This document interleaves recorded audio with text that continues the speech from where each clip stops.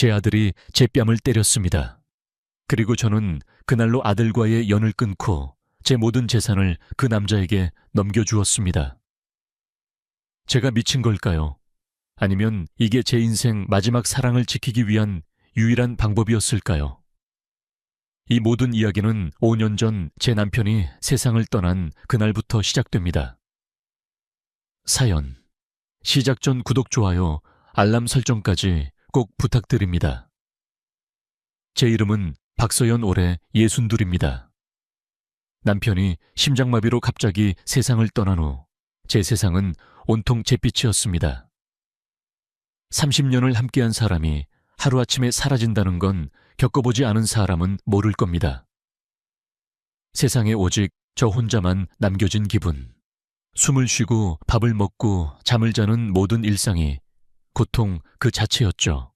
저는 작은 꽃집을 운영합니다. 남편과 함께 시작했던 우리 부부의 인생이 고스란히 담긴 곳이었죠. 남편이 떠난 후에도 저는 매일 새벽같이 꽃집 문을 열었습니다.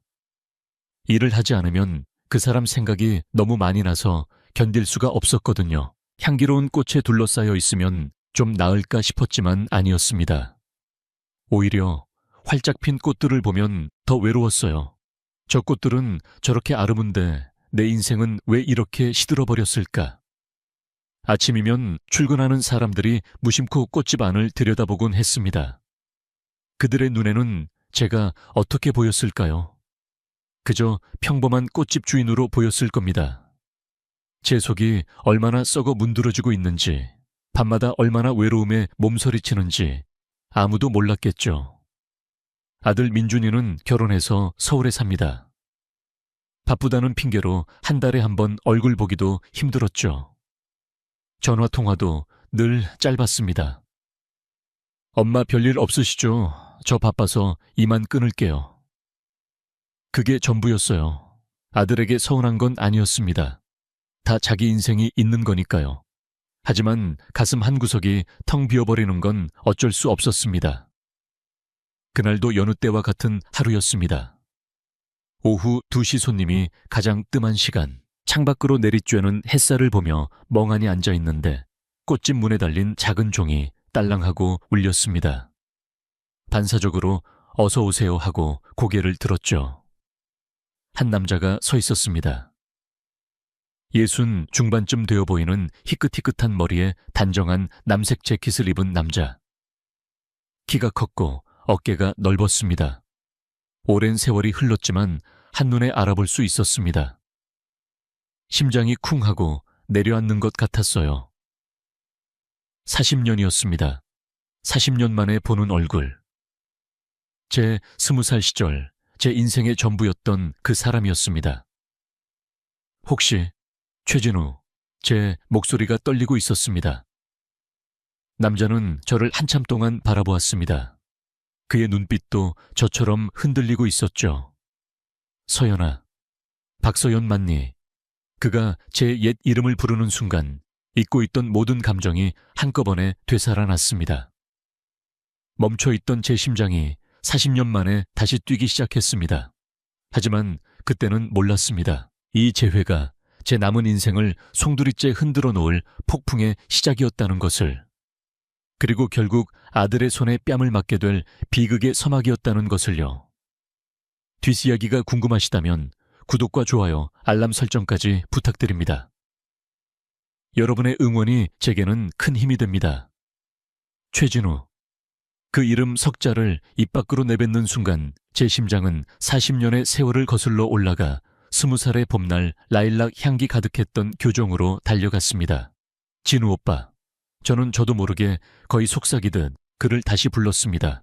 그의 눈동자에는 놀라움과 반가움, 그리고 세월의 무게가 한꺼번에 담겨 있었습니다. 그는 천천히, 아주 천천히 고개를 끄덕였습니다. 그의 입가에 희미한 미소가 번지는 것을 보며 저는 이것이 꿈이 아님을 깨달았습니다. 정말 서연이 너 맞구나.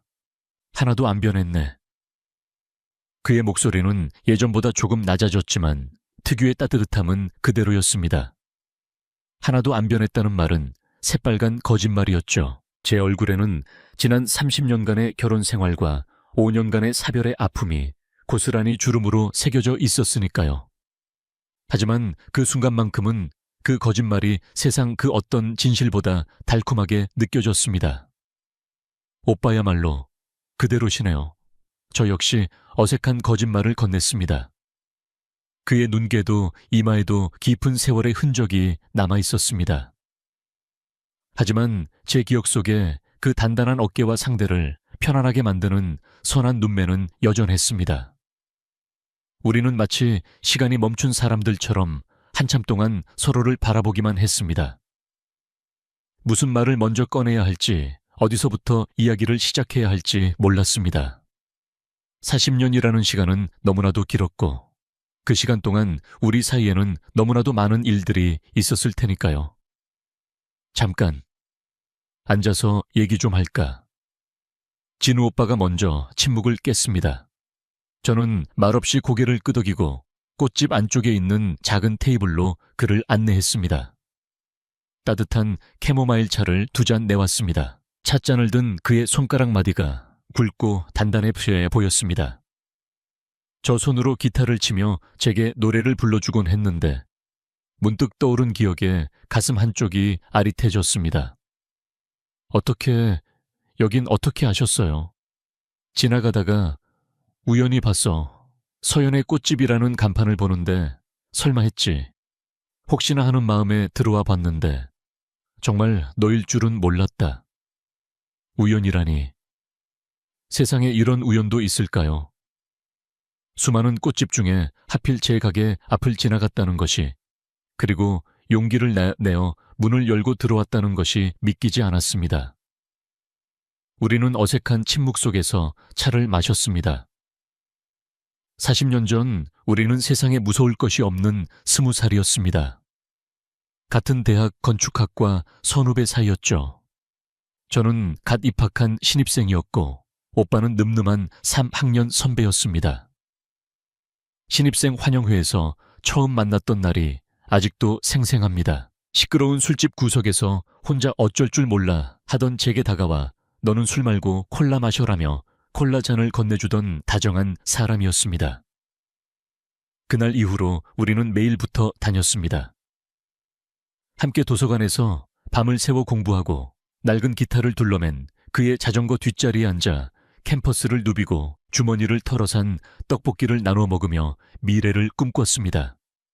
그는 제게 첫사랑이었고 저는 그에게 첫사랑이었습니다. 졸업하면 멋진 건축가가 되어서 세상에서 가장 아름다운 집을 지어주겠다고 약속했었죠. 라일락 꽃이 만발한 벤치에 앉아 그는 제 새끼손가락을 걸고 맹세했습니다. 서연아, 평생 너만 사랑할게. 하지만 우리의 사랑은 현실의 벽 앞에서 힘없이 무너졌습니다. 제가 2학년이 되던 해 아버지가 사업에 실패하면서 집안이 하루아침에 망했습니다. 저는 학교를 휴학하고 공장에 취직해야 했고 진우 오빠는 갑작스럽게 군에 입대하게 되었습니다. 우리는 서로에게 편지를 썼지만 가난과 고된 현실 속에서 우리의 연락은 점점 뜸해졌습니다. 그리고 1년 후 저는 공장에서 만난 지금의 남편과 결혼했습니다. 집안의 빚을 갚아주겠다는 조건이었죠.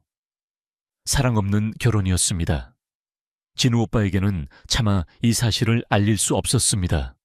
그저 오빠 미안해, 나를 잊어줘 라는 잔인한 말 한마디가 담긴 편지가 마지막이었습니다.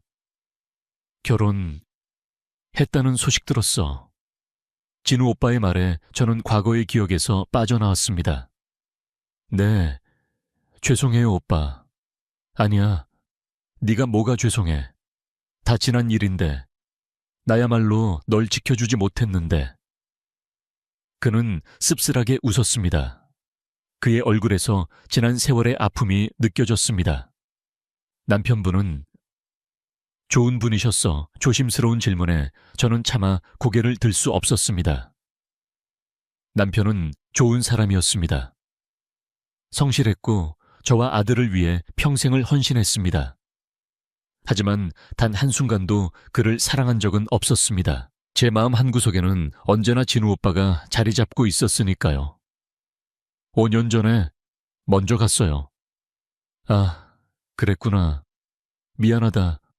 괜한 걸 물어서. 아니에요. 그는 잠시 창밖을 바라보았습니다. 그의 옆모습에서 깊은 외로움이 느껴졌습니다. 오빠는요, 어떻게 지내셨어요? 결혼은? 하셨어요. 묻고 싶었지만 차마 입이 떨어지지 않았습니다.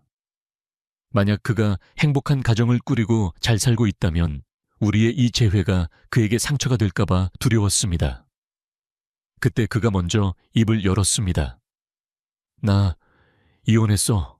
10년도 더 됐네. 그 한마디에 제 심장이 다시 한번 철렁했습니다. 이혼이라니. 왜 무슨 일이 있었던 걸까요? 그의 삶에도 저처럼 아픈 상처가 있었던 걸까요? 40년 만에 마주 앉은 우리는 서로의 얼굴 뒤에 숨겨진 깊은 상처와 외로움을 어렴풋이 짐작하고 있었습니다.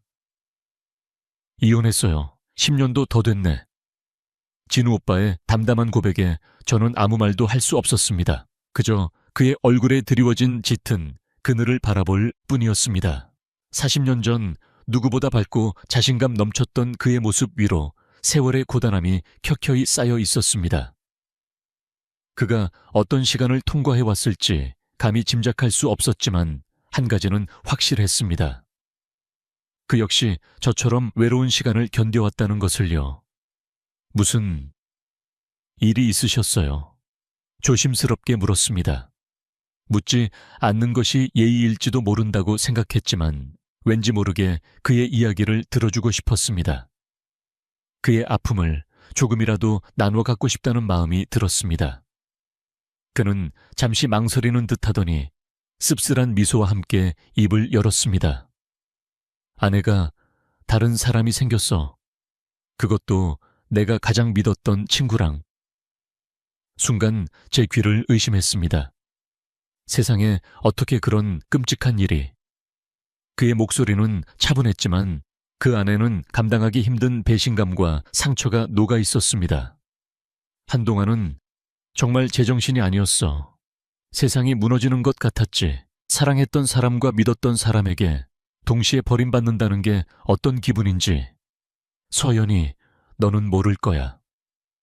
그의 말을 듣는 내내 제 가슴이 미어지는 것 같았습니다. 저는 남편을 사랑하지는 않았지만 그는 제게 성실한 가장이었고 좋은 아버지였습니다.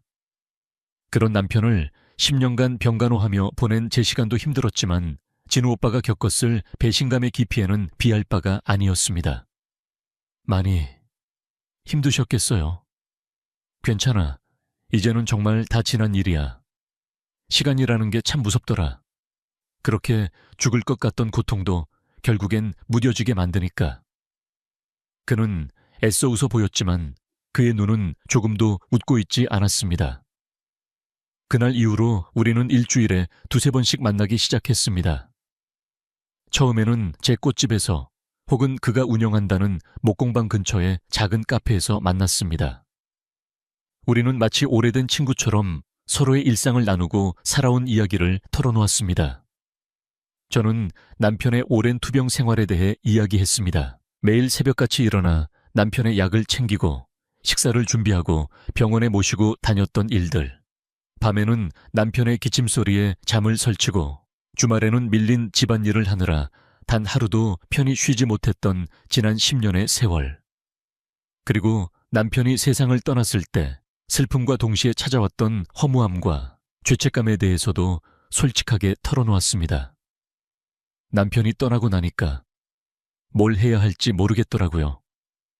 10년 동안 제 인생은 온통 남편을 중심으로 돌아갔으니까요. 이제는 저 자신을 위해 살아야 하는데 어떻게 살아야 하는 건지 길을 잃어버린 기분이었어요. 진우 오빠는 아무 말 없이 제 이야기를 들어주었습니다. 그의 깊은 눈동자는 다 알고 있다고 괜찮다고 말해주는 것 같았습니다. 그 눈빛 하나만으로도 저는 큰 위로를 받았습니다. 그는 자신의 이혼 후 삶에 대해 더 자세히 이야기해 주었습니다. 믿었던 두 사람에게 배신당한 후 그는 사람을 믿지 못하게 되었다고 했습니다. 그래서 건축가라는 직업도 그만두고 혼자 조용히 나무를 만지며 지냈다고요. 나무는 거짓말을 안 하거든. 내가 정성을 쏟는 만큼 그대로 결과물을 보여주니까. 사람 관계에 지쳐서 그런지 나무를 만지고 있으면 마음이 편안해지더라고. 그의 목공방에도 몇 번 찾아갔습니다. 공방 안은 향긋한 나무 냄새로 가득했습니다. 잘 다듬어진 목재들과 그가 직접 만든 가구들이 정갈하게 놓여 있었죠. 그는 제게 직접 깎아 만든 작은 나무 꽃병을 선물해 주었습니다. 투박하지만 정성이 가득 담긴 선물이었습니다. 우리는 함께 강변을 걷기도 하고 오래된 영화를 상영하는 작은 극장에 가기도 했습니다. 만남이 거듭될수록 우리는 서로에게 깊이 빠져들고 있음을 느꼈습니다. 40년이라는 세월의 공백이 무색할 만큼 우리는 너무나도 닮아 있었습니다. 외로움이라는 공통점 때문이었을까요? 아니면 첫사랑이라는 애틋한 기억 때문이었을까요? 어느 주말 오후 우리는 차를 타고 근교의 작은 수목원으로 향했습니다. 초록빛 나무들이 가득한 산책길을 나란히 걸었습니다. 새소리와 바람소리 외에는 아무것도 들리지 않는 고즈넉한 곳이었습니다. 한참을 걷다가 우리는 작은 벤치에 앉아 잠시 쉬어가기로 했습니다. 서연아, 그가 제 손을 조심스럽게 잡았습니다. 놀랐지만 피하지 않았습니다. 그의 손은 따뜻하고 단단했습니다. 그 온기가 제 심장까지 전해지는 것 같았습니다. 나 요즘 다시 20살로 돌아간 것 같아. 널 만나고부터 멈춰있던 내 시간이 다시 흐르기 시작했어. 제 눈시울이 뜨거워졌습니다. 저 역시 마찬가지였습니다.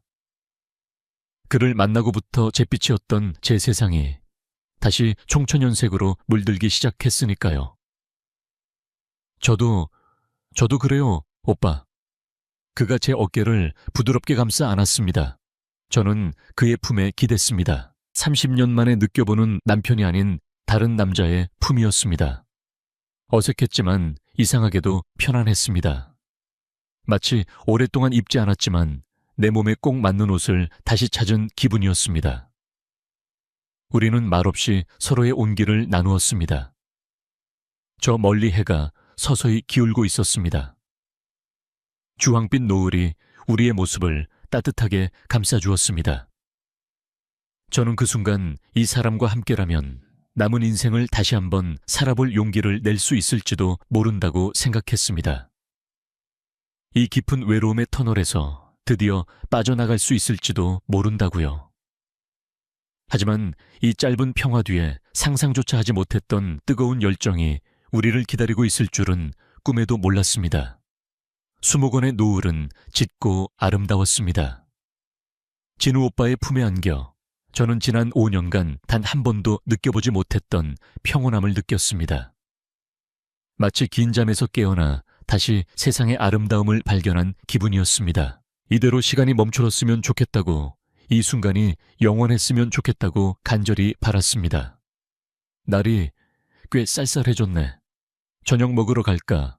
그의 목소리에 저는 현실로 돌아왔습니다. 아쉬웠지만 우리는 자리에서 일어났습니다. 그가 제 손을 놓지 않고 꼭 잡은 채로 주차장으로 향했습니다. 그의 채 올라탔을 때 그는 시동을 걸지 않고 잠시 저를 바라보았습니다. 그의 눈빛이 노을빛을 받아 유난히 깊고 뜨겁게 느껴졌습니다. 서연아, 내 오빠, 오늘 그냥 이대로 헤어지기 싫다.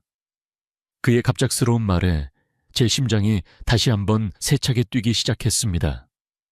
저 역시 마찬가지였습니다. 이대로 그를 보내고 다시 텅 빈 집으로 돌아가고 싶지 않았습니다. 하지만 차마 입 밖으로 그 말을 꺼낼 용기가 없었죠.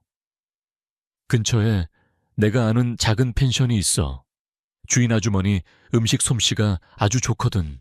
거기서 하룻밤 묵고 내일 아침에 서울로 올라가는 건 어떨까?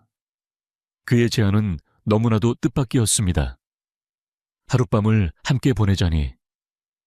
우리는 아직 손을 잡고 어깨에 기대는 것 이상의 스킨십은 없었습니다. 하지만 이상하게도 그의 제안이 무례하거나 부담스럽게 느껴지지 않았습니다.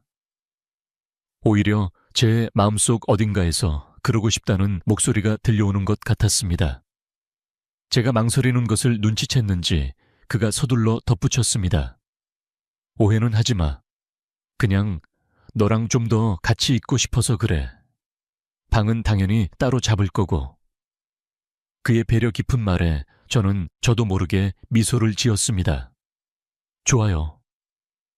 제 대답에 그의 얼굴이 환하게 밝아졌습니다. 그는 마치 어린아이처럼 기뻐하며 차에 시동을 걸었습니다. 펜션은 수목원에서 차로 20분 거리에 있는 산속에 아늑하게 자리 잡은 곳이었습니다. 통나무로 지어진 작은 집들이 옹기종기 모여 있었고 마당에는 예쁜 꽃들이 가득했습니다. 주인 아주머니는 정말로 음식 솜씨가 좋았습니다. 소박하지만 정갈한 시골 밥상은 지난 몇 년간 제가 먹었던 그 어떤 진수성찬보다 맛있었습니다. 우리는 창가에 앉아 저물어가는 산의 풍경을 바라보며 천천히 저녁 식사를 했습니다. 식사를 마친 후 우리는 각자의 방으로 향했습니다. 그는 약속대로 방을 2개 잡았습니다. 제 방은 2층이었고 그의 방은 바로 옆방이었습니다. 방에 들어와 창문을 여니 시원한 밤 공기와 함께 풀벌레 소리가 들려왔습니다. 샤워를 하고 침대에 누웠지만 잠이 오지 않았습니다. 옆방에 그가 있다는 생각만으로도 가슴이 두근거렸습니다. 20살 때도 이렇게 떨렸을까요? 60이 넘은 나이에 이런 감정을 다시 느낀다는 것이 신기하고 낯설었습니다. 얼마나 지났을까요? 똑똑. 방문을 두드리는 소리가 들렸습니다. 심장이 철렁 내려앉았습니다. 진우 오빠였습니다. 조심스럽게 문을 열자 그가 와인병과 잔 2개를 들고 서 있었습니다. 잠이 안 와서 혹시 와인 한잔 할까 하고. 네, 들어오세요. 우리는 창가에 놓인 작은 테이블에 마주 앉았습니다. 달빛이 방 안을 은은하게 비추고 있었습니다. 그는 말없이 와인을 따랐습니다. 붉은 와인이 잔을 채우는 소리만이 조용한 방 안에 울려 퍼졌습니다. 오늘 정말 좋았어. 그가 먼저 입을 열었습니다. 저도요. 정말 오랜만에 살아있는 것 같았어요. 우리는 말없이 와인잔을 부딪혔습니다. 쨍하는 맑은 소리가 유난히 크게 들렸습니다. 와인을 한 모금 마시자 온몸에 따뜻한 기운이 퍼졌습니다. 어색한 침묵이 흘렀지만 그 침묵이 싫지 않았습니다. 그의 눈빛이, 그의 숨소리가 모든 것을 말해주고 있었으니까요. 그가 자리에서 일어나 제게 다가왔습니다. 그리고 제 앞에 한쪽 무릎을 꿇고 앉았습니다. 서연아, 그가 제 손을 잡았습니다. 그의 손은 약간 떨리고 있었습니다. 나 너한테 못했던 말이 있어. 40년 동안 가슴에 묻어뒀던 말. 사랑한다. 그때도 지금도. 그의 고백에 제 눈에서 눈물이 주르륵 흘러내렸습니다. 참으려고 했지만 멈출 수가 없었습니다. 그 역시 눈시울이 붉어져 있었습니다. 그는 제 볼에 흐르는 눈물을 부드럽게 닦아주었습니다. 그리고 천천히 고개를 들어 제 입술에 입을 맞췄습니다. 이번 키스는 이전과는 달랐습니다. 와인 향과 섞인 그의 숨결이 40년간의 그리움과 애틋함이 한꺼번에 제게로 밀려왔습니다. 저는 그의 목을 끌어안았습니다. 더 이상 망설일 이유가 없었습니다. 잊고 살았던, 아니 잊은 척하며 살아왔던 제 마음속의 불씨가 다시 타오르기 시작했습니다. 그는 저를 안아 일으켜 침대로 이끌었습니다. 우리는 서로의 옷을 벗겼습니다. 달빛 아래 드러난 그의 몸은 64세라고는 믿기지 않을 만큼 단단하고 다부졌습니다. 오랜 시간 혼자 나무를 만지며 다져진 몸이었습니다. 우리는 완전히 하나가 되었습니다. 처음에는 조심스럽고 부드럽게 시작되었지만 이내 억눌러왔던 열정이 폭발했습니다. 그의 움직임은 거칠고 뜨거웠습니다. 저는 그의 리드에 몸을 맡겼습니다. 30년간의 결혼 생활 동안 단 한 번도 느껴보지 못했던 강렬한 쾌감이 온몸을 휩쓸었습니다. 저는 소리를 내지 않으려고 입술을 깨물었지만 저도 모르게 신음이 터져 나왔습니다.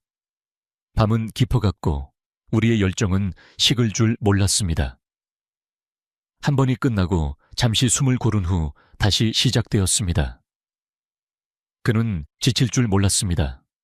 이 사람이 정말 64살이 맞나? 제 머릿속에는 온통 그 생각뿐이었습니다. 꺼져가던 제 인생의 불씨가 그의 뜨거운 열정으로 인해 다시 활활 타오르고 있었습니다. 그 밤 우리는 몇 번이나 서로를 확인했을까요? 아마 제 평생을 통틀어 가장 뜨거운 밤이었을 겁니다. 그날 밤의 열기는 다음 날 아침까지 이어졌습니다. 창문 틈으로 새어들어오는 아침 햇살에 눈을 떴을 때 저는 진우 오빠의 단단한 팔에 안겨 있었습니다. 온몸이 나른하고 기분 좋은 통증이 느껴졌습니다. 간밤의 일들이 꿈처럼 아득하면서도 그의 청과 숨결은 너무나도 생생한 현실이었습니다. 일어났어. 잠긴 목소리로 그가 물었습니다. 저는 부끄러워 그의 가슴에 얼굴을 묻었습니다. 그는 제 머리카락을 부드럽게 쓰다듬어 주었습니다. 어젯밤 괜찮았어. 내가 너무 심했나? 그의 걱정스러운 말에 저는 고개를 들었습니다. 그리고 그의 눈을 똑바로 바라보며 말했습니다. 아니요, 좋았어요. 정말로요. 제 솔직한 대답에 그의 얼굴에 안심하는 듯한 미소가 번졌습니다. 그 미소를 보니 제 마음도 덩달아 따뜻해졌습니다. 우리는 한참 동안 말없이 서로를 바라보았습니다. 아침 햇살 속에서 우리는 더 이상 외로운 60대가 아니었습니다. 40년의 세월을 뛰어넘어 다시 사랑에 빠진 20살의 연인이었습니다. 그날 이후 제 삶은 180도 달라졌습니다. 늘 무표정했던 제 얼굴에는 미소가 떠나지 않았고 발걸음은 구름 위를 걷는 것처럼 가벼워졌습니다. 꽃집을 찾는 단골 손님들도 제 변화를 금방 알아차렸습니다. 사장님, 요즘 무슨 좋은 일 있으세요? 얼굴이 활짝 피셨네. 그럴 때마다 저는 날씨가 좋아서요 라며 얼버무렸지만 속으로는 진우 오빠를 생각하며 웃었습니다. 제 마음속은 언제나 맑고 화창한 봄날이었으니까요. 우리는 거의 매일 만났습니다. 때로는 제 꽃집에서, 때로는 그의 목공방에서, 때로는 예쁜 카페를 찾아다니며 데이트를 즐겼습니다. 손을 잡고 거리를 걷는 평범한 일상이 제게는 무엇과도 바꿀 수 없는 행복이었습니다. 그리고 우리의 밤은 언제나 뜨거웠습니다. 그는 정말 지칠 줄 모르는 남자였습니다. 그의 넘치는 활력은 저를 놀라게 하면서도 동시에 잊고 살았던 제 안의 여성성을 일깨워 주었습니다. 저는 더 이상 시들어가는 60대 여자가 아니었습니다. 사랑받고 사랑하고 온몸으로 열정을 나누는 여자 박서연이었습니다. 저는 그를 위해 예쁜 옷을 사기 시작했습니다. 남편이 죽은 후로는 거들떠보지도 않았던 화사한 색깔의 원피스와 블라우스를 입었습니다. 화장도 다시 시작했죠. 거울 앞에 앉아 립스틱을 바르는 제 모습이 낯설면서도 싫지 않았습니다. 예뻐지고 싶었습니다. 그에게 더 아름다운 여자로 보이고 싶었습니다. 서연아, 너 정말 날이 갈수록 예뻐진다. 비결이 뭐야? 그가 제 얼굴을 감싸주고 감탄하듯 말할 때면 저는 세상을 다 가진 것처럼 행복했습니다. 어느 날 저녁 그의 목공방에서 함께 저녁을 준비하고 있었습니다. 제가 서툰 솜씨로 찌개를 끓이는 동안 그는 능숙하게 나무 도마 위에서 채소를 썰었습니다. 함께 요리를 하고 식탁에 마주 앉아 밥을 먹는 이 소소한 일상이 제게는 꿈만 같았습니다. 식사를 마친 후 그는 제게 자신이 직접 만든 작은 나무 상자를 선물했습니다. 이게 뭐예요? 열어봐. 상자를 열자 그 안에는 은은한 빛을 내는 자개로 장식된 예쁜 머리핀이 들어있었습니다. 내가 직접 깎고 오칠해서 만들었어. 네가 좋아할까 싶어서. 저는 말문이 막혔습니다. 세상에 단 하나뿐인 그가 저를 위해 밤새워 만들었을 머리핀. 그 어떤 비싼 보석보다 제게는 소중한 선물이었습니다. 고마워요, 오빠. 정말 고마워요. 눈물이 핑 돌았습니다. 그는 제 머리카락을 부드럽게 쓸어 넘기며 직접 머리핀을 꽂아 주었습니다. 잘 어울린다. 역시 내 생각대로야. 그는 저를 지그시 바라보았습니다. 그의 눈빛이 다시 뜨거워지고 있었습니다. 우리는 말없이 서로에게 다가갔습니다. 목공방 안향긋한 나무 냄새와 톱밥, 그리고 그의 열정이 뒤섞여 저를 아찔하게 만들었습니다. 우리는 작업대 위에서 바닥에서 서로를 탐했습니다. 장소를 가리지 않는 그의 정열은 저를 당황하게 하면서도 짜릿한 흥분을 안겨주었습니다. 저는 완전히 그에게 중독되어 가고 있었습니다. 그의 사랑과 열정 없이는 단 하루도 살 수 없을 것 같았습니다. 이 행복이 영원할 것이라고, 우리에게는 이제 행복한 날들만 남았을 것이라고 굳게 믿었습니다. 하지만 행복의 그림자는 언제나 예고 없이 찾아오는 법. 제 아들 민준이가 의심의 눈초리로 저를 바라보기 시작했다는 사실을 그때의 저는 미처 알지 못했습니다.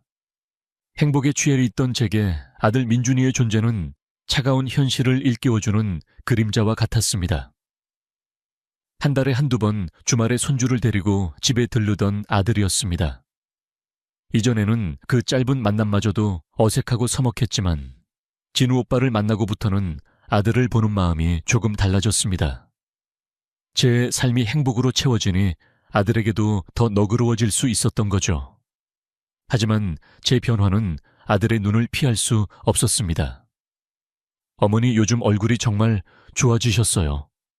어느 토요일 오후 거실 소파에 앉아 과일을 깎고 있는 제게 민준이가 무심코 말을 건넸습니다. 저는 순간 뜨끔했지만 애써 태연한 척 대답했습니다.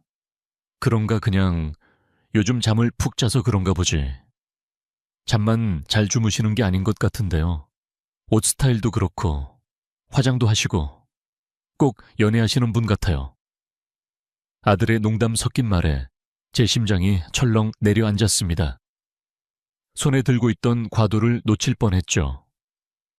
얘는 무슨 말을 그렇게 하니? 이 나이에 무슨 연애야? 왜요? 요즘은 황혼 재혼도 많이 하던데요. 어머니도 좋은 분 있으면 만나보세요. 저 신경 쓰지 마시고요. 아들은 대수롭지 않게 말했지만 저는 그 말이 진심이 아님을 느낄 수 있었습니다. 그의 눈빛에는 호기심과 함께 희미한 경계심이 서려 있었습니다. 아들은 아마 짐작하고 있었을 겁니다. 제 삶에 어떤 변화가 생겼다는 것을요. 그날 이후 민준이의 연락이 부쩍 잦아졌습니다. 평일 저녁에도 불쑥 전화를 걸어 별일 없으시죠? 라고 묻곤 했습니다. 안부를 묻는 전화였지만 저는 그것이 일종의 감시라는 것을 직감했습니다. 아들은 제가 혹시라도 딴짓을 하고 있지는 않은지 확인하고 싶었던 거겠죠. 진우 오빠와의 관계는 더욱 깊어졌습니다. 우리는 이제 연인이라고 해도 좋을 만큼 가까워졌습니다. 하지만 아들의 그림자는 늘 우리 사이를 맴돌았습니다. 저는 진우 오빠와 데이트를 하다가도 혹시 아들에게 들키지 않을까 노심초사해야 했습니다. 행복하면서도 불안한 아슬아슬한 나날이 계속되었습니다. 서연아 아드님한테 우리 관계에 대해 말씀드리는 게 좋지 않을까. 어느 날 저녁 진우 오빠가 조심스럽게 물었습니다. 아니요, 아직은 안 돼요. 민준이는 이해 못할 거예요. 저는 고개를 저었습니다. 남편이 세상을 떠난 지 이제 막 5년이 지났을 뿐입니다. 보수적인 성격의 아들이 어머니의 연애를 쉽게 받아들일 리 없었습니다. 무엇보다 저는 아들에게 실망감을 안겨주고 싶지 않았습니다. 아들에게 저는 언제나 아버지의 아내이자 희생적인 어머니였으니까요. 하지만 언제까지 이렇게 숨어서 만날 수는 없잖아. 조금만 시간을 주세요. 제가 알아서 잘 얘기해 볼게요. 저는 그에게 약속했지만 사실 자신이 없었습니다. 아들의 얼굴을 마주하고 엄마 사랑하는 사람이 생겼다고 말할 용기가 제게는 없었습니다. 불길한 예감은 틀리지 않았습니다. 어느 날 민준이가 사는 동네의 한 아주머니가 제 꽃집을 찾아왔습니다. 민준이와 같은 아파트에 사는 분으로 저와도 안면이 있는 사이였죠. 사장님, 저번에 수목원 가셨다면서요. 저희 아들이 봤대요. 어떤 남자분이랑 아주 다정하게 손을 잡고 걸으시더라고. 그 아주머니의 말에 제 머릿속이 하얗게 변했습니다.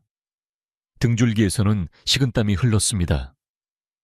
아, 네, 그냥 아는 분이랑 바람 쏘이러 갔었어요.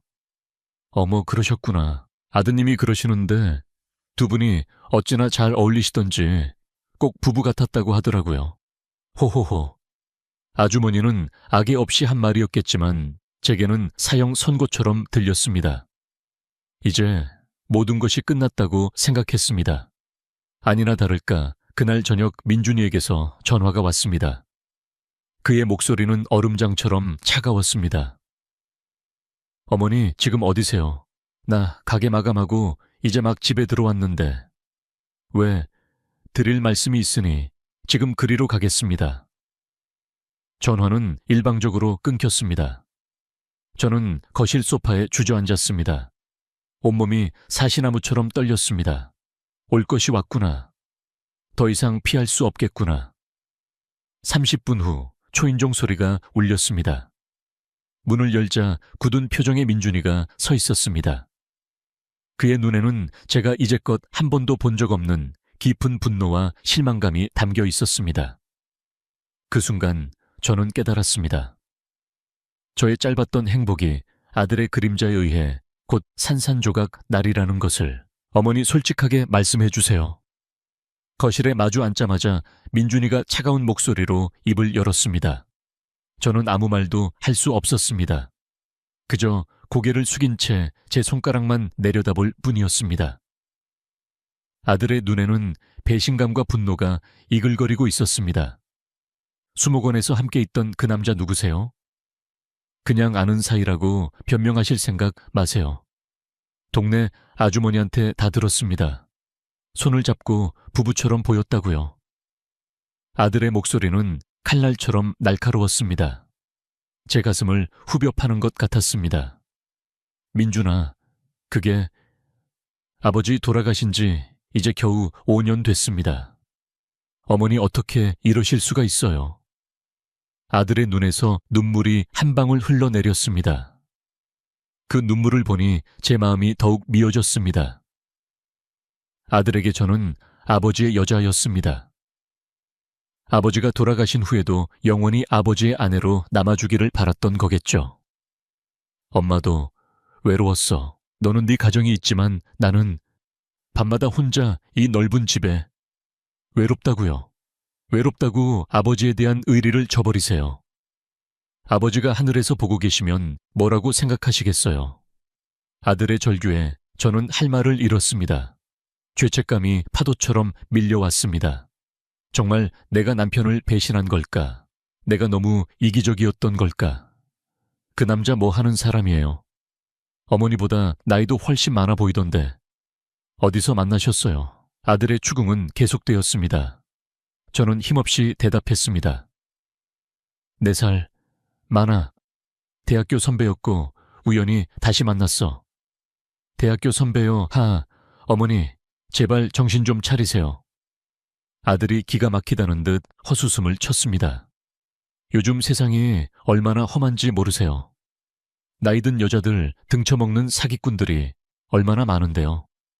그 남자 어머니 재산 노리고 접근한 거 아니에요. 아니야. 그런 사람 아니야. 저도 모르게 소리를 질렀습니다. 진우 오빠를 사기꾼으로 모는 아들의 말이 저를 모욕하는 것보다 더 참을 수 없었습니다. 어머니가 그 사람에 대해 뭘 아세요? 만난 지 얼마나 됐다고 그렇게 확신하세요? 그 사람이 혹시 돈 이야기를 꺼내지는 않았나요? 사업이 어렵다거나 투자를 해야 한다거나 그런 말 한 적 없어 그분은. 은퇴한 건축가고 지금은 작은 목공방을 운영하고 있어. 돈 때문에 나를 만날 사람이 아니라고. 목공방이요. 허울 좋은 셔터맨이겠죠, 어머니. 이 아파트도 아버지께서 남겨주신 거고 매달 나오는 연금도 적지 않잖아요. 그깟 목공방 해서 얼마나 번다고 어머니 생활 수준을 맞춰주겠어요. 아들의 말은 너무나도 현실적이어서 반박할 수가 없었습니다. 실제로 진우 오빠는 부유하지 않았습니다. 그저 소박하게 살아가는 평범한 사람이었죠. 민주나 엄마는 돈 보고 그 사람 만나는 게 아니야. 우리는 서로의 외로움을 알아주고 위로해주는 그런 사이야. 위로요, 어머니. 그 위로의 끝이 뭔지 아세요? 결국 돈이에요. 그 남자가 지금은 아닌 척 하겠지만 분명 언젠가는 본색을 드러낼 거라고요. 아들은 확신에 차 있었습니다. 그의 눈에 저는 세상 물정 모르는 순진한 늙은 여자일 뿐이었습니다. 당장 헤어지세요. 그 남자 다시는 만나지 마세요. 이건 아들로서 어머니께 드리는 마지막 경고입니다. 아들의 단호한 말에 저는 온몸의 힘이 빠져나가는 것을 느꼈습니다. 어떻게 해야 할까요? 아들의 말을 따라야 할까요? 아니면 제 마지막 사랑일지도 모르는 이 사람의 손을 놓지 말아야 할까요? 만약 계속 만나면 어쩔 건데. 그럼 저 어머니 안 봅니다. 손주 얼굴도 볼 생각 마세요. 아들의 협박은 너무나도 잔인했습니다. 제 유일한 핏줄인 아들과 손주를 볼모로 제 행복을 포기하라고 말하고 있었습니다. 어떻게 네가 나한테 이럴 수 있어? 어머니가 자초하신 일입니다. 아버지와 저 그리고 그 남자 사이에서 선택하세요. 아들은 그 말을 남기고 차갑게 돌아섰습니다. 쾅 하고 닫히는 현관문 소리가 제 심장에 비수처럼 꽂혔습니다. 저는 거실 바닥에 주저앉아 소리내어 울었습니다. 이제 막 색깔을 되찾기 시작했던 제 세상이 다시 한번 잿빛으로 변해가고 있었습니다. 아들의 의심은 여기서 그치지 않았습니다. 그는 제 등 뒤에서 제가 상상조차 하지 못했던 무서운 일을 꾸미고 있었습니다. 아들이 돌아간 후 며칠 동안 저는 지옥 같은 시간을 보냈습니다. 진우 오빠에게는 차마 이 사실을 털어놓을 수 없었습니다. 그에게 짐이 되고 싶지 않았고 무엇보다 아들에게 그런 모욕적인 말을 들었다는 사실이 너무나도 부끄러웠습니다. 저는 그에게 몸이 좋지 않다는 핑계를 대고 당분간 만나지 말자고 했습니다. 어디 아픈 거야? 병원에 가봐야 하는 거 아니야. 전화기 너머로 들려오는 그의 걱정스러운 목소리에 제 마음은 더욱 미어졌습니다. 괜찮다고 금방 나을 거라고 둘러댔지만 목소리가 떨리는 것은 어쩔 수 없었습니다. 혼자 있는 시간 동안 아들의 말이 끊임없이 제 머릿속을 맴돌았습니다. 그 남자 사기꾼 아니에요. 어머니 재산 노리고 접근한 거예요. 그럴 리 없다고 진우 오빠는 그런 사람이 아니라고 스스로를 다독였지만 한번 피어난 의심의 씨앗은 걷잡을 수 없이 자라났습니다. 혹시 정말 민준이 말이 맞으면 어떡하지? 내가 그 사람에 대해 아는 게 뭐가 있지? 그저 그가 해준 말만 믿고 있었던 거 아닐까? 저는 지난 몇 달간의 시간들을 되짚어 보았습니다. 그는 제게 단 한 번도 돈 이야기를 꺼낸 적이 없었습니다. 비싼 선물을 사준 적도 없었죠. 그가 제게 준 것이라고는 직접 만든 투박한 나무, 꽃병과 머리핀, 그리고 따뜻한 위로와 뜨거운 사랑뿐이었습니다. 그런데 왜 저는 불안한 걸까요? 아들의 말 한마디에 우리의 사랑에 대한 믿음이 이렇게 쉽게 흔들리는 걸까요? 일주일이 지났을 무렵 민준이가 다시 저를 찾아왔습니다. 이번에 그의 손에는 누런 서류 봉투 하나가 들려 있었습니다. 그의 표정은 이전보다 더 굳어 있었고 눈빛에는 차가운 경멸마저 서려 있었습니다. 어머니, 이거 보세요. 그가 서류 봉투를 테이블 위로 던졌습니다. 이게 뭔데? 그 남자 최진우라는 사람의 과거입니다. 제가 사람을 시켜서 알아봤습니다. 저는 떨리는 손으로 서류를 집어들었습니다. 그 안에는 진우 오빠의 주민등록등본 이혼 판결문 4본, 그리고 몇 장의 사진들이 들어 있었습니다. 이혼 판결문에는 피고 최진우는 원고에게 위자료 및 재산 분할로 라는 문구가 적혀 있었습니다. 그리고 사진 속에는 젊고 아름다운 여자와 다정하게 팔짱을 끼고 있는 진우 오빠의 모습이 담겨 있었습니다. 사진 속 여자는 그의 전처가 아니었습니다. 이게 다 뭐야? 어머니가 만나고 있는 남자가 어떤 사람인지 똑똑히 보시라고요. 민준이가 차갑게 말했습니다. 그 남자 이혼 사유가 뭔지 아세요? 아내를 두고 바람을 피웠답니다. 그것도 모자라 이혼하면서 아내 재산을 거의 다 뜯어냈다고 하더군요. 판결문에도 나와 있잖아요. 위자료는커녕 오히려 재산을 받아냈다고요. 저는 제 눈을 의심했습니다. 진우 오빠는 아내에게 배신당했다고 했습니다. 그런데 이 서류는 정반대의 이야기를 하고 있었습니다. 그리고 이 사진 속 여자는 그 남자가 바람피웠던 상대랍니다. 이혼하고 나서도 한동안 동거까지 했다고 하더군요. 아마 이 여자한테도 돈을 뜯어내고 헤어졌겠죠. 상습적인 제비족 꽃뱀 같은 인간이라고요. 민준이의 모든 말들이 비수가 되어 제 심장에 박혔습니다. 머릿속이 하얗게 변했습니다. 아무 생각도 할 수 없었습니다. 이게 정말일까? 그 다정했던 눈빛, 따뜻했던 위로, 뜨거웠던 사랑이 전부 거짓이었을까? 이제 아시겠어요. 제가 왜 그토록 반대했는지. 어머니는 그저 그 남자의 다음 타겟이었을 뿐이에요. 아니야, 그럴 리 없어. 저는 힘없이 중얼거렸습니다. 하지만 서류에 적힌 내용과 사진 속의 모습은 너무나도 명백한 증거처럼 보였습니다. 어머니, 지금이라도 늦지 않았습니다. 당장 그 남자와 연을 끊으세요. 그리고 다시는 이런 일에 휘말리지 마세요. 아버지께서 남겨주신 소중한 재산 허무하게 날릴 수는 없잖아요. 아들은 제게 선택을 강요했습니다. 이 서류를 믿고 그를 떠날 것인가? 아니면 이 모든 것이 오해라고 믿고 그의 말을 들어볼 것인가? 그날 밤 저는 잠을 이룰 수 없었습니다. 천국과 지옥을 오가는 기분이었습니다. 진우 오빠의 다정한 모습과 서류 속 파렴치한 그의 과거가 번갈아 떠올랐습니다. 무엇이 진실이고 무엇이 거짓일까요? 저는 혼란스러웠습니다. 다음 날 저는 떨리는 마음으로 진우 오빠에게 전화를 걸었습니다. 오빠, 오늘 잠깐 만날 수 있을까요? 서연아, 괜찮은 거야. 목소리가 왜 그래? 그의 걱정스러운 목소리를 들으니 제 마음은 더욱 복잡해졌습니다. 이 목소리가 거짓일 리 없다고 생각하면서도 의심은 사라지지 않았습니다. 우리는 처음 만났던 제 꽃집에서 마주 앉았습니다. 저는 아무 말 없이 아들이 가져온 서류 봉투를 그에게 건넸습니다. 그는 의아한 표정으로 봉투를 열었습니다. 서류를 읽어 내려가는 그의 얼굴이 점점 하얗게 굳어갔습니다. 서류를 다 읽은 진우 오빠의 손이 미세하게 떨리고 있었습니다.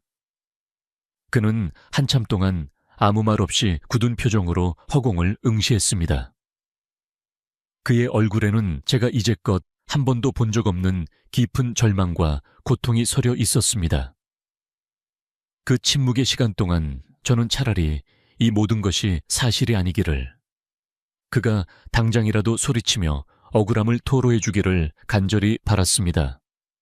이걸 어디서 났어?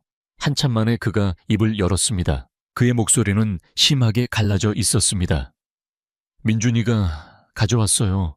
오빠 뒷조사를 했나 봐요. 제 대답에 그는 힘없이 고개를 떨궜습니다. 그리고 깊은 한숨을 내쉬었습니다. 그 한숨 속에 10년이 넘는 세월 동안 그가 짊어지고 왔을 상처의 무게가 고스란히 느껴졌습니다. 믿기 힘들겠지만 전부 사실이 아니야. 그가 떨리는 목소리로 말했습니다. 그럼 이 서류들은 다 뭐예요? 이혼 판결문도, 사진도, 설명할게. 전부 다 말해줄게. 그는 자리에서 일어나 꽃집 안을 천천히 서성였습니다. 마치 어디서부터 이야기를 시작해야 할지, 그 끔찍했던 기억을 어떻게 다시 꺼내야 할지 고통스러워하는 것 같았습니다. 아내가 바람을 피웠다고 했었지. 내가 가장 믿었던 친구랑. 네. 그 사실을 알게 됐을 때 나는 정말 미쳐버리는 줄 알았어. 배신감에 잠을 잘 수도 밥을 먹을 수도 없었지. 이혼을 결심했고 당연히 잘못을 저지른 그 사람들이 위자료를 줘야 한다고 생각했어. 그는 잠시 말을 멈추고 창밖을 바라보았습니다. 하지만 세상은 내 편이 아니었어. 그 두 사람은 오히려 나를 파렴치한 인간으로 몰아갔지. 그게 무슨 말씀이세요? 전처와 그 친구놈이 미리 말을 맞췄던 거야. 내가 먼저 외도를 했고 상습적으로 폭력을 행사했다고 거짓 증언을 했어. 심지어 내 회사 동료들까지 매수해서 법정에서 나에 대한 헛소문을 퍼뜨렸지. 저는 충격에 휩싸였습니다. 어떻게 사람이 그렇게까지 악랄할 수 있을까요? 나는 변호사를 살 돈도 그들과 맞서 싸울 힘도 없었어. 그들은 돈과 권력을 이용해서 모든 진실을 거짓으로 덮어버렸지. 결국 법정은 그들의 손을 들어주었고 나는 오히려 아내에게 재산을 뜯기고 쫓겨나다시피 이혼을 당했어. 이 판결문은 그렇게 만들어진 거야. 그의 눈에서 눈물 한 방울이 흘러내렸습니다. 60평생 단 한 번도 남 앞에서 눈물을 보이지 않았을 것 같은 강인한 남자의 눈물이었습니다. 제 가슴이 미어지는 것 같았습니다. 그럼 이 사진 속 여자는요? 그 여자 역시 전처가 고용한 사람이었어. 내가 바람을 피운 것처럼 보이게 하려고 의도적으로 나에게 접근해서 다정한 연인처럼 사진을 찍게 한 거지. 나는 그때 너무 절망적인 상태라 누가 나에게 친절을 베풀면 쉽게 마음을 열었거든. 그걸 이용한 거야. 모든 것이 거짓이었습니다. 아들이 가져온 명백한 증거들은 사실은 한 남자의 인생을 송두리째 무너뜨리기 위해 조작된 잔인한 거짓의 파편들이었습니다. 왜 이제껏 이런 이야기를 하지 않으셨어요? 부끄러웠으니까 내 인생이 실패했다는 걸, 내 치부를 사랑하는 너에게 보여주고 싶지 않았어. 그는 고개를 숙인 채 흐느끼기 시작했습니다. 저는 자리에서 일어나 그의 곁으로 다가갔습니다. 그리고 그의 떨리는 어깨를 조용히 감싸 안았습니다. 오빠, 미안하다 서연아, 정말 미안하다. 나 같은 놈이 너를 다시 사랑해도 되는 건지 자신이 없었어. 아니에요. 오빠 잘못이 아니에요. 저는 그를 더욱 용리 안았습니다. 그의 등이 가늘게 떨리고 있었습니다. 10년이 넘는 시간 동안 그는 이 모든 아픔을 혼자서 감당해왔던 것입니다. 아무에게도 털어놓지 못하고 골마 터진 상처를 끌어안은 채 외롭게 살아왔던 것입니다. 그 순간 아들에 대한 원망과 분노가 치밀어 올랐습니다. 확인되지 않은 사실로 한 사람의 아픈 상처를 이렇게 다시 헤집어 놓다니. 그리고 진우 오빠에 대한 미안함과 흔들렸던 제 자신에 대한 부끄러움이 동시에 밀려왔습니다. 오빠 저를 보세요. 제가 그의 얼굴을 들어 올렸습니다. 그의 얼굴은 눈물로 얼룩져 있었습니다. 저는 오빠를 믿어요.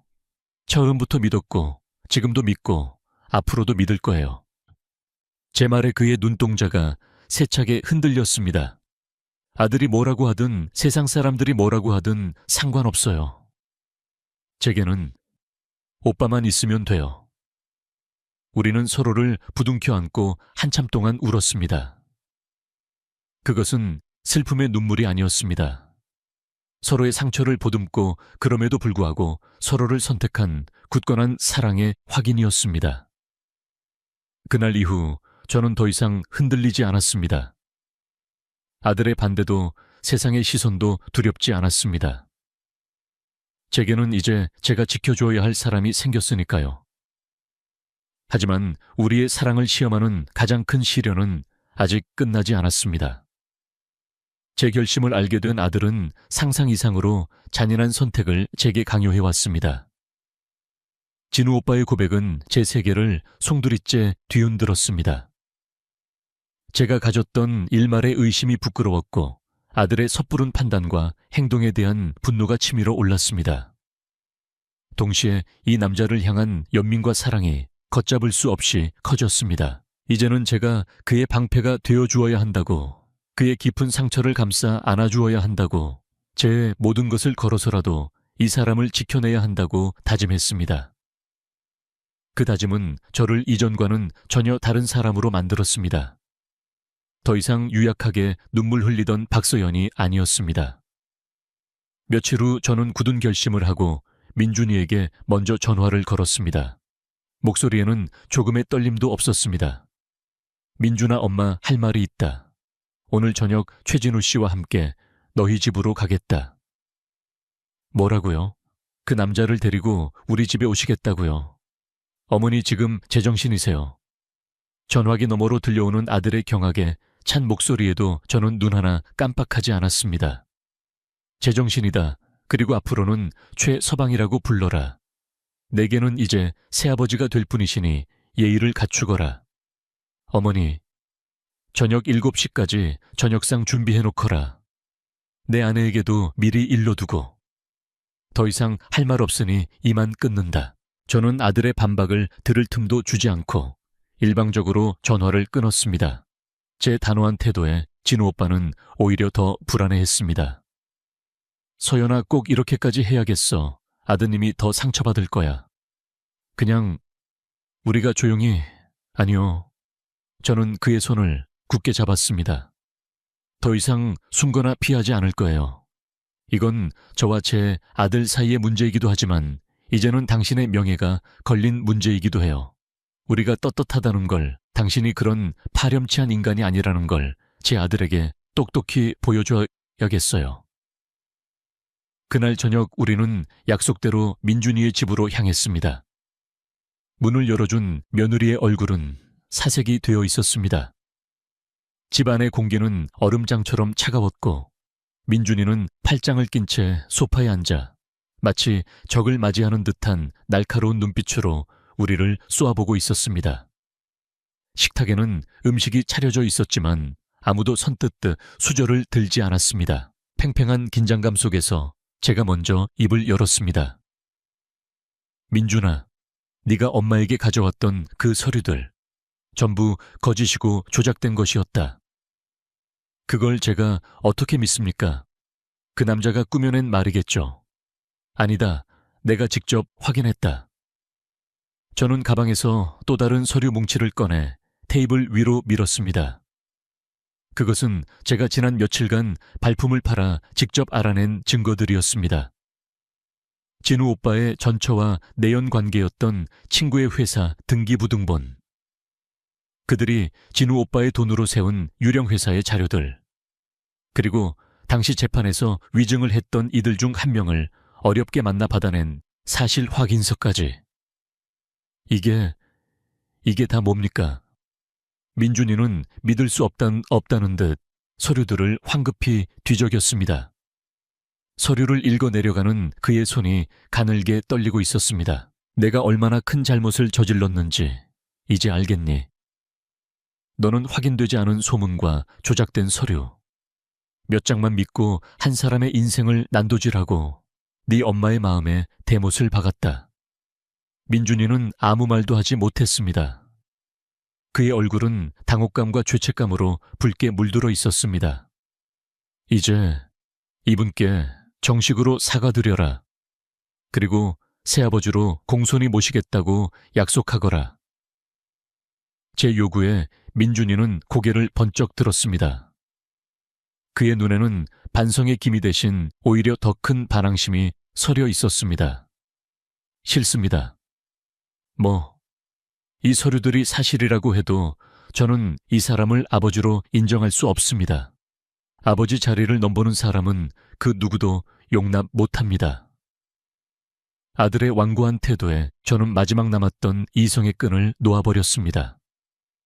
민준아, 내 아버지, 그래, 네 아버지가 내게 어떤 사람이었는지 말해줄까. 나는 네 아버지를 위해 10년간 병수발을 들었다. 그의 대소변을 받아내고 밤새 그의 신음소리를 들으며 뜬 눈으로 밤을 새웠다.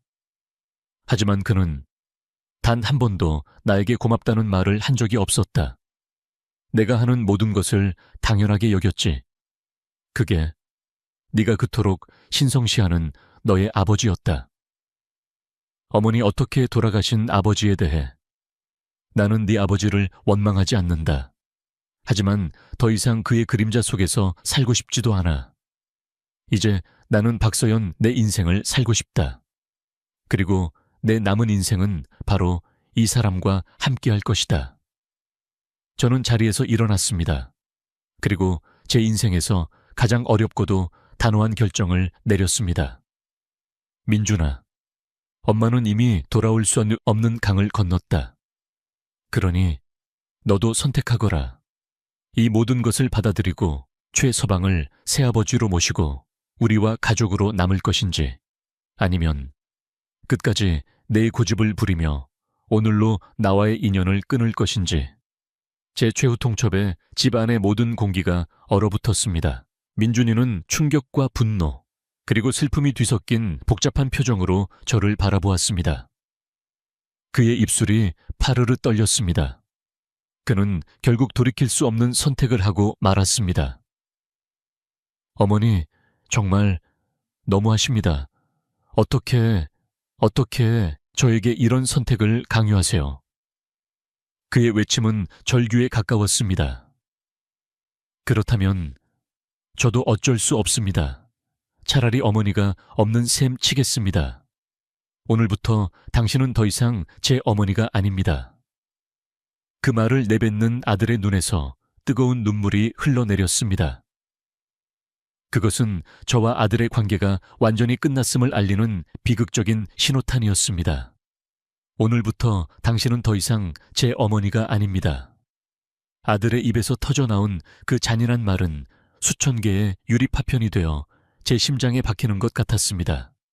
숨이 턱하고 막혔습니다. 세상이 빙글빙글 도는 듯 단 현기증에 저는 휘청거리며 식탁 모서리를 붙잡았습니다. 제 옆에 서 있던 며느리가 황급히 저를 부축했지만 그 목소리는 마치 먼 곳에서 들려오는 소리처럼 귓가에서 웅웅거릴 뿐이었습니다. 민준아, 너 방금 뭐라고 했니? 진우 오빠가 믿을 수 없다는 듯 떨리는 목소리로 물었습니다. 그는 아들의 무례함을 꾸짖기보다 그 말에 상처받았을 저를 더 걱정하고 있었습니다. 잘못 들으셨습니까? 다시 말해드리죠. 저는 저런 여자를 어머니로 둔 적 없습니다. 민준이는 완전히 이성을 잃은 상태였습니다. 그의 눈은 증오와 분노로 붉게 충혈되어 있었습니다. 그는 제가 내민 증거 서류들을 손으로 거칠게 쓸어 바닥으로 팽개쳤습니다. 종이들이 어지럽게 흩날렸습니다. 이딴 종이 쪼가리들로 나를 설득할 수 있을 거라고 생각했습니까? 설령 이 남자의 과거가 조작된 것이라 해도 그래서 뭐요? 그렇다고 아버지 자리를 꿰차고 들어온 이 남자를 내가 아버지라고 불러야 합니까? 그는 진우 오빠를 손가락으로 가리키며 경멸에 찬 목소리로 소리쳤습니다. 당신 때문에 당신 같은 인간만 나타나지 않았어도 우리 가족은 평화로웠어. 당신이 뭔데 감히 내 어머니를 넘보고 내 아버지를 모욕해. 민준이가 진우 오빠를 향해 주먹을 쥐고 달려들었습니다. 그의 눈에는 살기마저 서려 있었습니다. 민준아, 안 돼. 저는 본능적으로 진우 오빠의 앞을 막아섰습니다.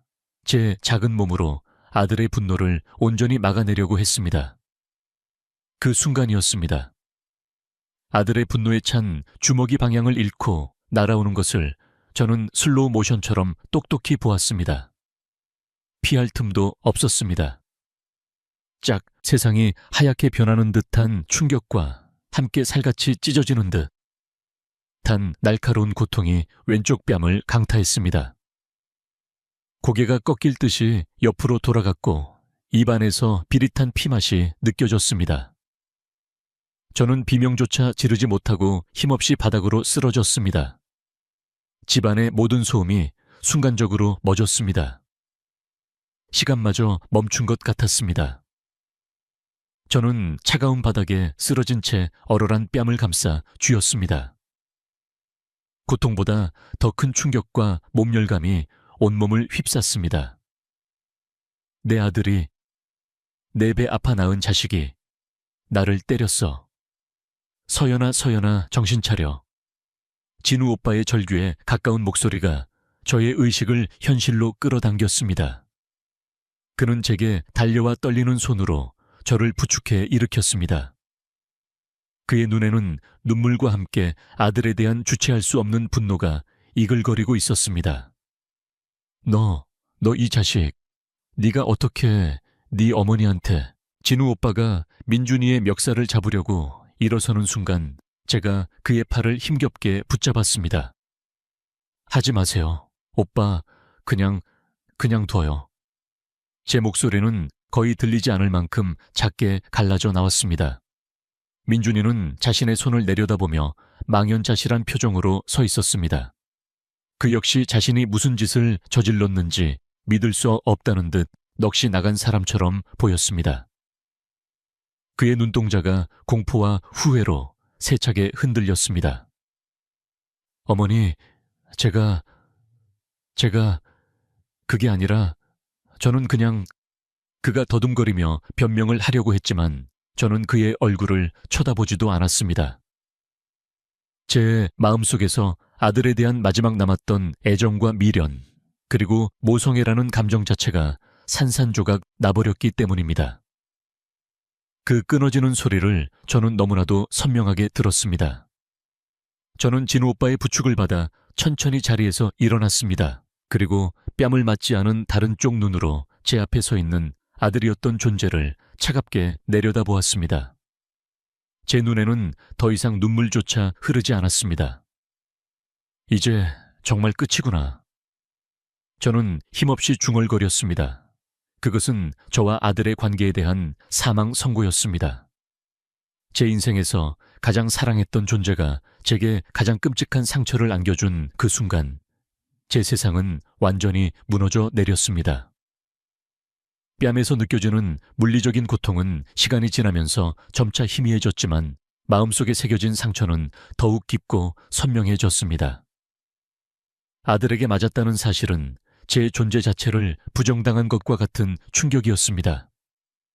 지난 30년간의 희생적인 어머니로서의 삶 남편을 떠나보내고 홀로 아들을 키워낸 인고의 세월이 그 한 번의 손찌검으로 모조리 잿더미가 되어버린 기분이었습니다. 그날 밤 진우 오빠의 부축을 받아 집으로 돌아온 저는 마치 영혼이 빠져나간 사람처럼 소파에 멍하니 앉아 있었습니다. 진우 오빠는 제 곁에서 아무 말 없이 얼음찜질팩으로 제 부어오른 뺨을 조심스럽게 식혀주었습니다. 그의 눈에는 저에 대한 안타까움과 아들에 대한 깊은 분노가 뒤섞여 있었습니다. 내가 민준이를 가만두지 않겠어. 어떻게 부모한테. 됐어요, 오빠. 저는 그의 말을 잘랐습니다. 제 목소리는 감정이 모두 증발해버린 것처럼 메마르고 차가웠습니다. 이제 그 아이는 제 아들이 아니에요. 그러니 오빠도 더 이상 신경 쓰지 마세요. 제 단호한 말에 그는 더 이상 아무 말도 하지 못했습니다. 그날 이후 저는 제 마음의 문을 굳게 닫아버렸습니다. 아들에게서는 수십 통의 전화와 용서를 구하는 장문의 문자들이 쏟아졌지만 저는 단 한 번도 받거나 읽지 않았습니다. 이미 제 마음속에서 아들이라는 존재는 죽어버렸기 때문입니다. 대신 저는 아주 차갑고 이성적으로 움직이기 시작했습니다. 다음 날 아침 저는 예약했던 변호사 사무실을 찾아갔습니다. 뺨에는 아직 멍 자국이 선명했지만 제 눈빛은 그 어느 때보다 단호하고 확고했습니다. 변호사님, 지난번에 말씀드렸던 재산 증여 절차 오늘 당장 시작하고 싶습니다. 변호사는 제 얼굴에 멍자국을 보고는 잠시 말을 잃었습니다. 그는 무슨 일이 있었는지 짐작하는 듯 조심스럽게 물었습니다. 여사님, 정말 괜찮으시겠습니까? 지금 감정적으로 많이 격앙된 상태이신 것 같습니다. 이런 중요한 결정은 조금 더 시간을 갖고... 아니요, 저는 제정신입니다. 오히려 지금이 제 인생에서 가장 맑은 정신일 겁니다. 저는 가방에서 인감도장과 신분증을 꺼내 그의 앞에 놓았습니다. 제 모든 재산, 강남의 아파트 제 이름으로 된 꽃집 건물, 그리고 제 명의의 모든 예금과 보험까지 단 하나도 남김없이 이분 최진우 씨에게 증여해 주십시오. 법적으로 가능한 가장 빠르고 가장 확실한 방법으로요. 아드님의 유류분 청구 소송이 들어올 가능성이 매우 높습니다. 그렇게 되면 재산의 상당 부분을 다시 돌려줘야 할 수도 있습니다. 알고 있습니다. 그러니 아들이 단일 원도 가져갈 수 없도록 법이 허용하는 모든 방법을 동원해 주십시오. 필요하다면 재산을 처분해서 현금으로 증여하는 방식이라도 상관없습니다. 변호사 비용은 얼마가 들어도 좋으니 제 뜻대로만 처리해 주십시오. 제 결심은 단순한 재산 증여가 아니었습니다. 그것은 제 인생에 대한 온전한 주권 선언이었고, 저를 배신한 아들을 제 삶에서 완벽하게 도려내는 차가운 외과 수술과도 같은 것이었습니다. 네가 그토록 소중하게 여겼던 아버지의 유산이 네가 그토록 경멸했던 남자에게 넘어가는 것을 똑똑히 지켜보라는 어머니로서 아들에게 내리는 가장 잔인한 형벌이었습니다. 진우 오빠는 이런 저의 결정을 알고 몇 번이고 저를 말렸습니다. 서연아, 제발 이러지 마. 나는 정말 아무것도 필요 없어. 너만 있으면 돼. 훗날 아드님과 화해할 날이 올 수도 있잖아. 그때가 되면 후회하게 될 거야. 아니요, 오빠. 나는 후회하지 않아요. 저는 그의 손을 잡고 흔들림 없는 눈빛으로 말했습니다. 이건 당신을 위한 것이기도 하지만 나 자신을 위한 것이기도 해요. 내 인생을, 내 선택을 그 누구에게도 휘둘리지 않겠다는 나의 마지막 자존심이라고요. 그러니 제발 제 선택을 존중해 주세요. 제 확고한 의지를 확인한 그는 결국 눈물을 머금고 제 뜻을 받아들였습니다. 모든 법적 절차가 마무리되기까지는 약 한 달이라는 시간이 걸렸습니다. 그 한 달 동안 저는 한 번도 울거나 약한 모습을 보이지 않았습니다. 그저 묵묵히 변호사와 소통하며 모든 일들을 처리해 나갈 뿐이었습니다. 모든 것이 정리된 날, 저는 진우 오빠와 함께 서울을 떠났습니다. 우리가 정착한 곳은 바다가 보이는 조용한 남쪽의 작은 마을이었습니다.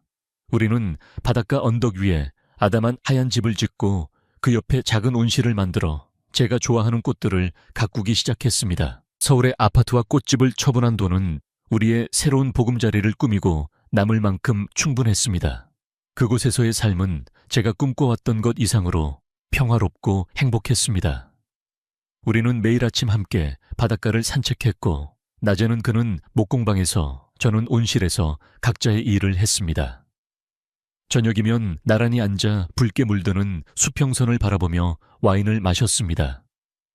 아들에 대한 기억은 마치 오래전 읽었던 슬픈 소설의 한 구절처럼 제 삶에서 희미해져 갔습니다. 그렇게 1년이라는 시간이 평화롭게 흘러갔습니다.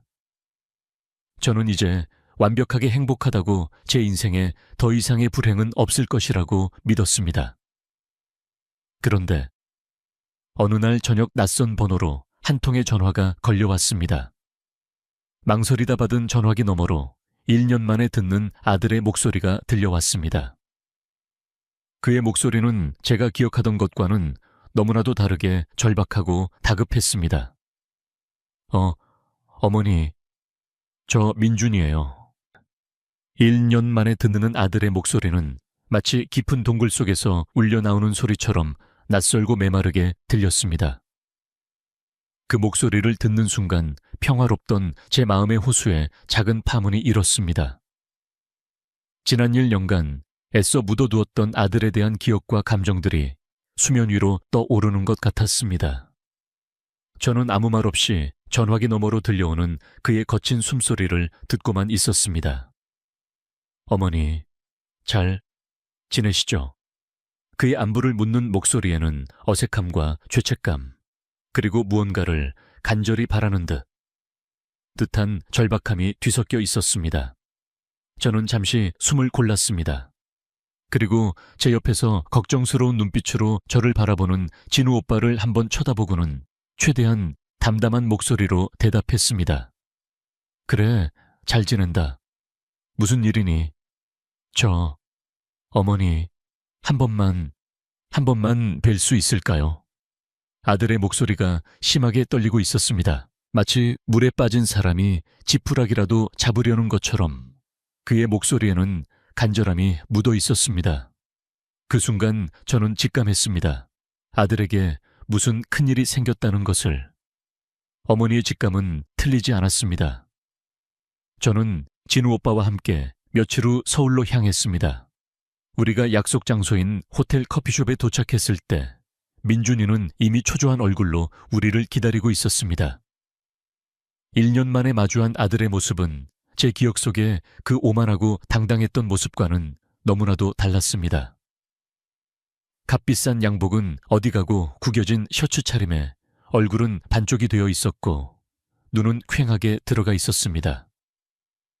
어머니, 아들은 저를 보자마자 자리에서 벌떡 일어났습니다. 그리고 제 앞에 와서 아무 말 없이 무릎을 꿇었습니다.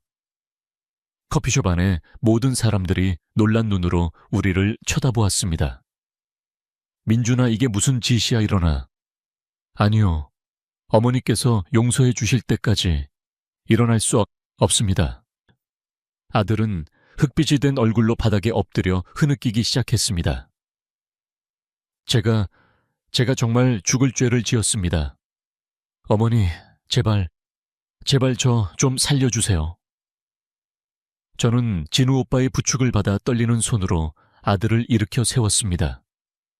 자리에 마주 앉은 후에야 아들은 지난 1년간 자신에게 일어났던 끔찍한 일들을 털어놓기 시작했습니다. 제가 떠난 후 아들은 큰 충격과 상실감에 방황했다고 합니다. 죄책감에 매일 밤 술을 마셨고 그 과정에서 아내와도 잦은 다툼을 벌였다고 했습니다. 그러던 중 평소 알고 지내던 사업 선배의 가머니설에 속아 무리하게 주식 투자를 시작했고 결국 가지고 있던 돈은 물론 사채까지 끌어다 쓰며 모든 것을 잃게 되었다고 했습니다. 집은 이미 빚쟁이들의 손에 넘어갔고 아내는 충격에 아이를 데리고 친정으로 가버렸다고. 어머니, 저는 이제 아무것도 남지 않았습니다. 돈도 집도 가족도 다 잃었습니다. 이제 아들은 고개를 숙인 채 어린아이처럼 서럽게 울었습니다. 제게 손찌검을 했던 그 오만했던 아들은 이제 세상의 풍파에 완전히 무너져 내린 가련한 한 명의 남자일 뿐이었습니다. 제 가슴이 미어지는 것 같았습니다.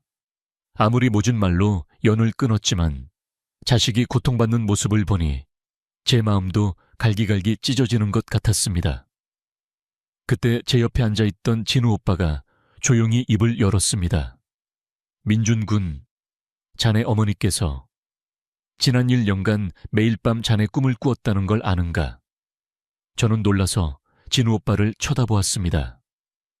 그는 제 손을 가만히 잡아주며 말을 이어갔습니다.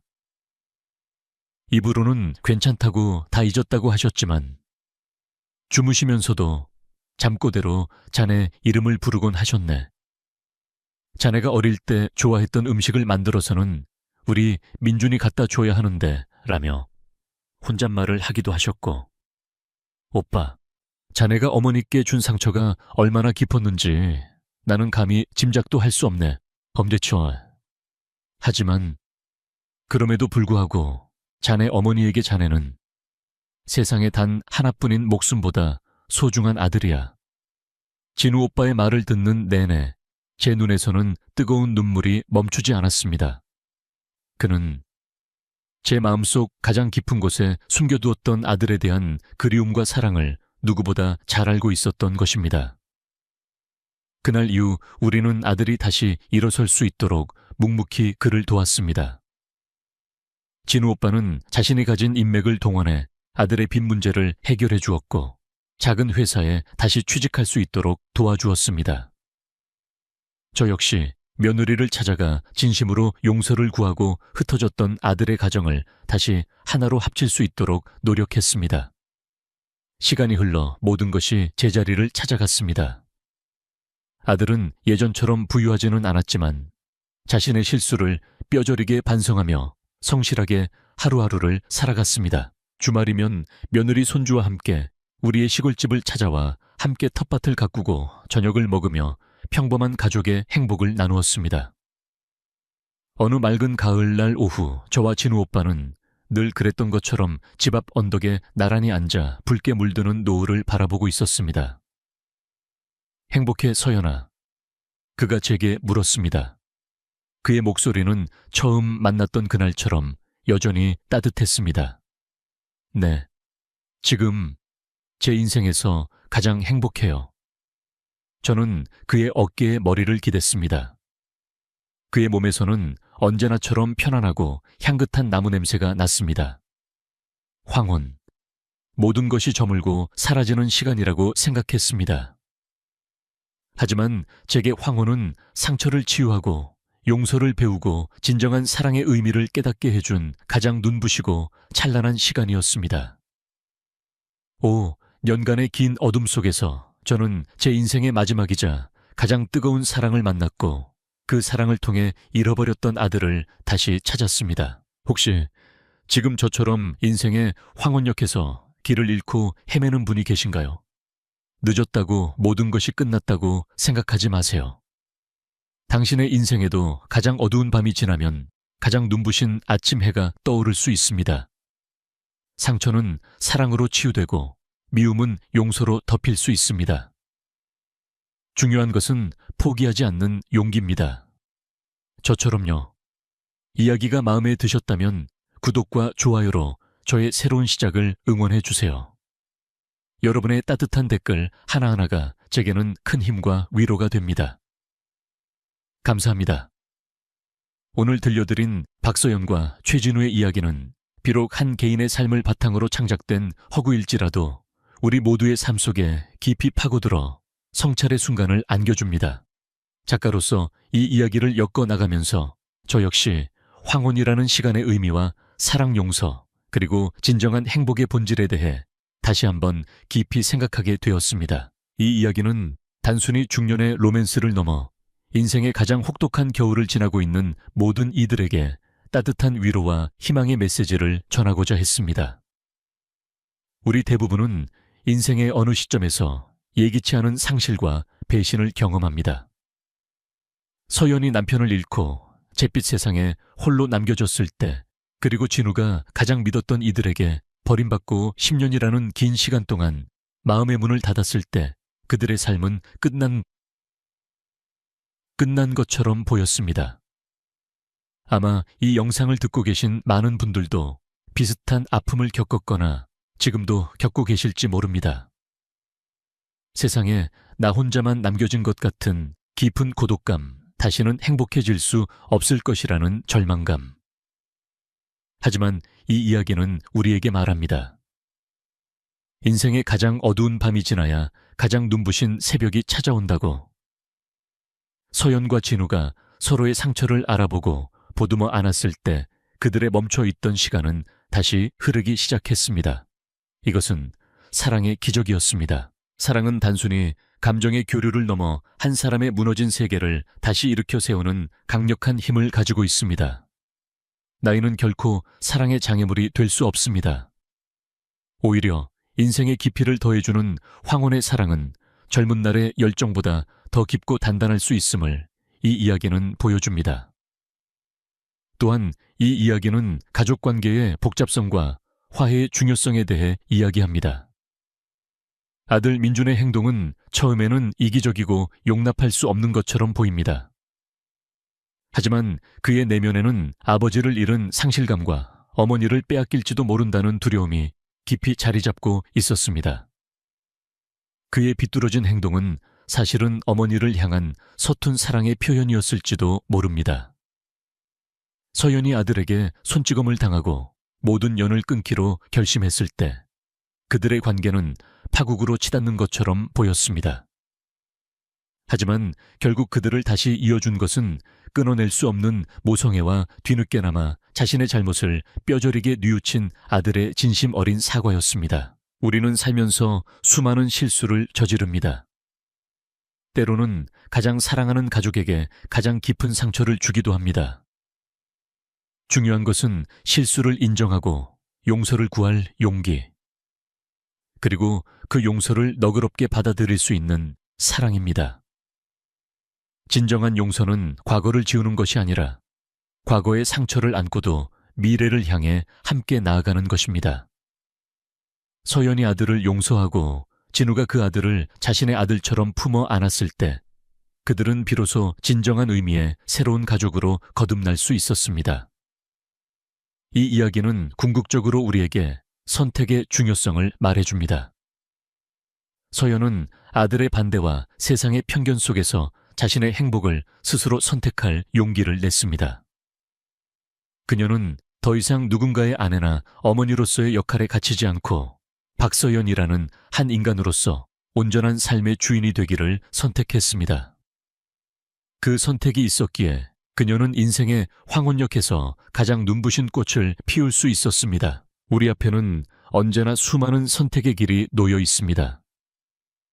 때로는 두렵고 때로는 모든 것을 포기하고 싶을 때도 있을 겁니다. 하지만 기억하십시오.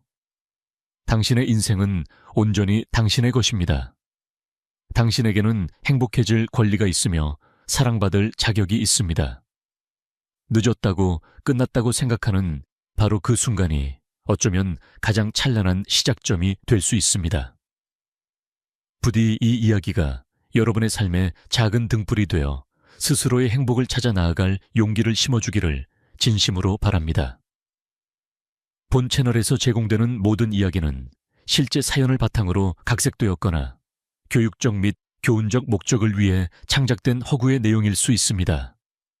이야기 속 인물 배경 사건은 모두 창작된 것이며 특정 개인이나 단체와는 무관함을 밝힙니다. 이 이야기를 쓰면서 저는 용서야말로 자기 자신을 구원하는 가장 위대한 행위임을 다시 한번 깨달았습니다. 서연이 아들의 뺨을 맞는 장면을 묘사할 때는 작가인 저 역시 가슴이 미어져 펜을 몇 번이나 놓아야 했습니다. 개인적으로 최진우라는 인물은 상처 입었지만 결코 사랑을 포기하지 않는 제가 꿈꾸는 이상적인 중년 남성의 모습을 담고 있습니다. 만약 제가 서연이었다면 과연 아들을 용서할 수 있었을까?